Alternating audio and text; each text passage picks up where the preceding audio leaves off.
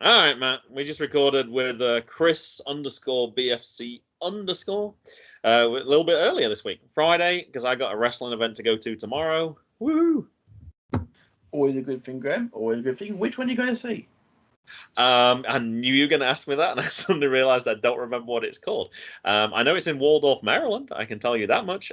This could be our new local organization. It's only 53 minutes away. You were saying You know, about I've been this having one. to travel like about 2 hours. So when I saw one that was under an hour away, I was like, perfect. I know it begins with an A, which is really bad. That's all I can actually remember. I know Bo Crockett's going to be there. And once I knew that one a wrestler I knew was there, I was like, that's it. We'll go and see. I believe Tony Atlas is going to be there as well.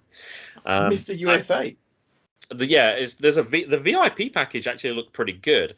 It was $45. It's front row seats. You get a question and answer session with Tony and quite a bit of merch. But I think Jackson wants to come along, so I'm like, well, I'm not paying $3.45. Like Jackson doesn't care about a question and answer with Tony Atlas. If it would have been me and Mason, well, I would have definitely got it. So we're just going to get general admission, $20. I want to say it's Action Championship Wrestling, but I could be totally wrong on that. Actually, I think I must be wrong, because I think that's Georgia. So I apologize for not remembering the name, but I'm excited it's a local one. But yeah, the reason we couldn't record with World Elite Pod this week is 5 p.m. bell time. That's really early. 4 p.m. doors open. So I'm okay with that. But I think that'll be good for Jackson not to be med too late. But yeah, Indeed. So I got that. Get home in time for trick or treating, Graham. It's fine. Trick or treating on Sunday, absolutely. We will. I'm sure we will be doing that. Yes. I'm doing Actually, it. next few weeks we've kind of got different times. I think next week we're booked for Friday, I believe, and then the week after that we're booked for Thursday. So sorry, Thursday this week. Oh, sorry, Thursday next week as we're talking, and then Friday the week after that as well. So yeah, I got a few indie events coming up, so I'm kind of excited. I mentioned it the other week. It was a good cop moment. I really enjoyed going to Voltage. And Jack Mason clearly did, and we had a good old chat with about an MGB. So I'm excited to go see. MGB hitting the ground running again, both in the podcast charts and literally rack up the miles going to see Indie Organizers again. Fantastic.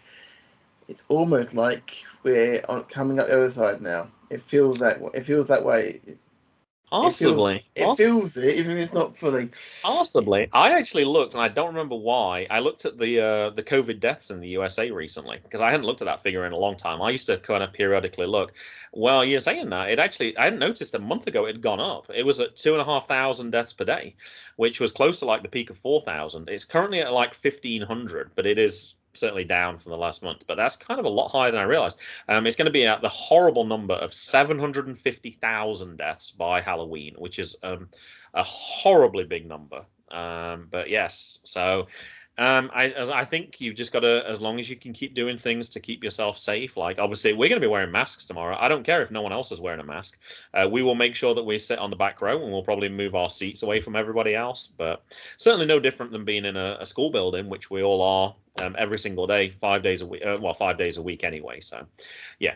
We'll stay as safe as we can be, and I think. We'll talk about that, Graham. Part of the reason why we recorded on Friday this week instead of Saturday this week is because trying to fit around other shows being done, but also tomorrow afternoon, get my booster. Very proud about getting my booster. Very happy to get my booster. Now we bitch like a bitch for the next week to get me booster because it's going to feel like lead again. But having had it, trust me, if you'd had it, you'd get it. If it wasn't for the fact that I was recording with you and Chris earlier, I would have actually gone it after school today for the reason of it could have messed up the wrestling tomorrow potentially, but I don't have tickets ahead of time.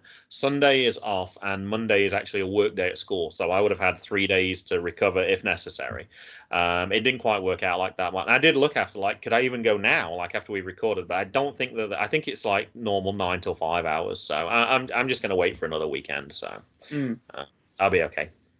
Yeah. Also, on that note, Graham, I also registered this week as a blood donor for the first time in nearly 20 years. I've been able to register as one because obviously the rules around people in the LGBTQ plus community being able to give blood in the UK have now changed, of course, so I can give blood whenever I want, just not for 7 days after my booster. Yes. Ironically, it's my the next day I can give blood, Monday. One, I'm working, but if I wasn't, I couldn't get me booster. So sorry, health service. You have to wait a couple of weeks for me for my blood, but I'll be happy because I'm a red blood type. So even I better. am. I'm saying things. I'm AB positive. Mm-hmm. Red blood type. The whole family is, so that's a good thing to get more of it out there for sure. Mm-hmm. Yeah. I gave blood when I was in college, and I can't do it over here. Like, they still won't accept my blood because of mad cow disease. Like, that's got to be 80s, right? That's like 25, 30 years ago, and they still Mad won't. parity. Is that because of Yeah. beef? Yeah.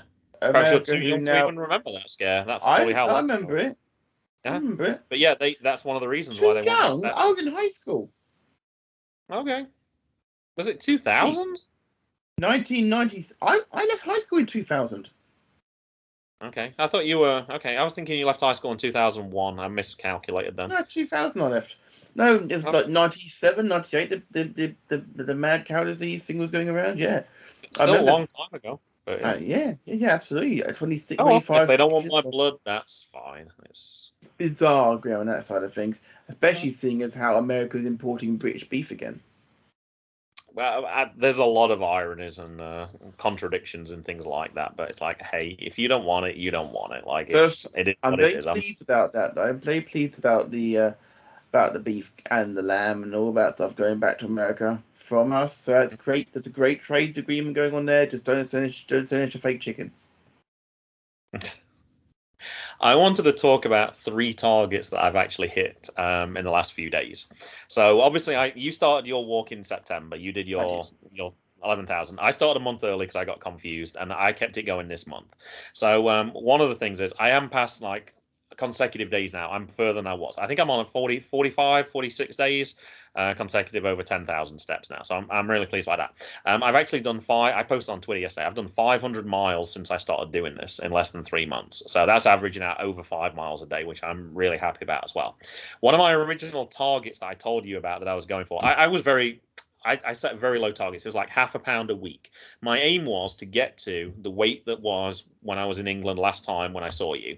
I actually reached that weight in less than 3 months. So I'm not done. I am going to keep going. I'm quite happy doing this walk. I'm kind of at the weight now where it was when I felt like I still need to lose another X number of pounds. But I've reached my first target months ahead. My aim was to get there by the time, assuming there's no issues with COVID, I would like to be in England in June next year. And I've reached it when we're in October. So that's pretty good.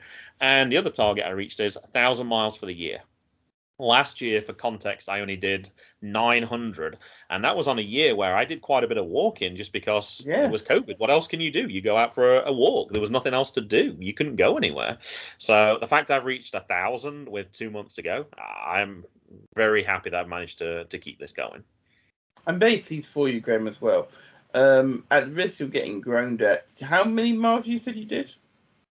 For the year, You said 500. You said. since I started this, yes, I've done 500 since August 2nd.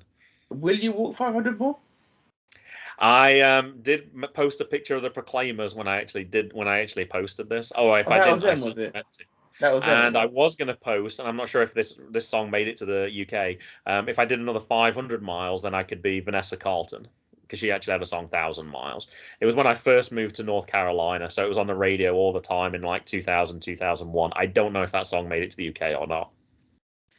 Making my way downtown. Okay, all right, it did make it Graham, there. I can't do more than that, or we'll get stopped for, even though We it's got some terrible. good karaoke going on right there. But Graham, it's interesting. Some of the songs though don't always translate. Like songs that can be big on one side of the Atlantic don't always necessarily make it to the other we side of the get all Atlantic. American stuff over here, pretty much. Uh, Half the country western stuff. Sometimes it's actually the reverse. Songs from I remember the extreme case I'm thinking of, and you're not going to remember this because you would have been 1 year old at the time. But a song by Steve Arrington, and it might only be a one-hit wonder as far as I know. "Feel So Real," which I kind of liked around that time. And anyway, I downloaded it recently, and I looked. I know it was top 10, top 20 in England for sure. It didn't even break the top 100 in America. I was like, wow! I was really surprised by that. So they don't always, and I'm pretty sure Steve Arrington is an American producer as well. So it is interesting what music does move across from one side to the other. Sometimes it's like, oh my God, that's crap. Why on earth would that make it across? And there's other big songs that haven't made it across at all. Mel hadn't heard of a lot of my Christmas songs that I listen to, like Jonah Louie. I'm sure you know "Stop the Cavalry." Like, to me, that's a big British song. Never heard of it. There's a lot like that. Now, I wasn't surprised you hadn't have heard the Wombles wombling Merry Christmas. Like, that didn't surprise me. That's very culturally significant in England, but wouldn't be over here. But there's a lot of those that just haven't made it over here. I want to say Slade as well. Merry Christmas, everyone. I don't think that's made it over here. I don't think they know who Noddy Holder is. Merry Christmas. This is our karaoke. This should be our Christmas episode. Matt, I mention a song and then you just sing like the first 5 seconds of it. That should be that would be a perfect Christmas cracker, actually. Matt singing the Christmas hits. I don't think I can, Graham, because there's so much copyright involved in that. Even a cover version with like no music in the background. You actually got the song? Is that what you're listening to, or are you taking a phone call right now? Feels so real. Oh, you're listening to Feel So Real by Steve Arrington. Trying to see if I actually have heard of it. Okay, I'm gonna say it's mid-80s. Yeah, I've heard of it.